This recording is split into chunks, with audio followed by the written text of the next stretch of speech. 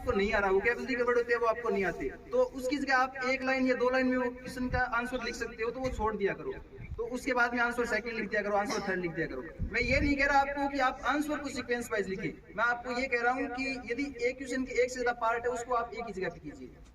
दूसरी बात मैं आपको कहना चाहूंगा कि जो स्टोरी वगैरह आते हैं, लेटर आते हैं, ईमेल राइटिंग आते हैं, इनमें आप टेंस वगैरह का ध्यान रखेंगे। यदि आप स्टोरी लिख रहे हैं, यदि पास्ट में लिख रहे हैं तो पास्ट में लिखें, उसमें प्रेजेंट में या और टेंस में ले जाने की कोशिश ना करें।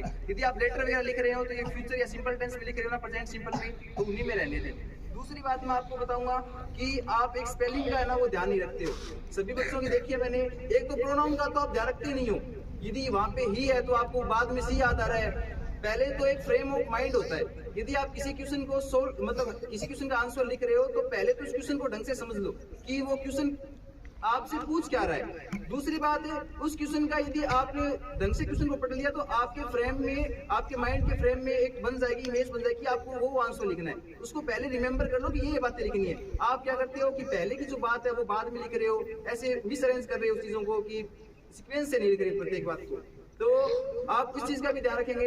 दूसरी बात है कि आप जब भी ग्रामर के क्वेश्चन करते हो उसमें वर्ब फिल करने वाले आएंगे, क्योंकि अपने इंग्लिश में है तो जो क्वेश्चन मार्क जो दिए हुए होते हैं उसके अंदर ऑप्शन आएंगे आपके, तो ऑप्शन से आपको सोल्व उसका आंसर देना होता है, तो उन ऑप्शन के हिसाब से आप उस ऑप्शन को भी लिखोगे।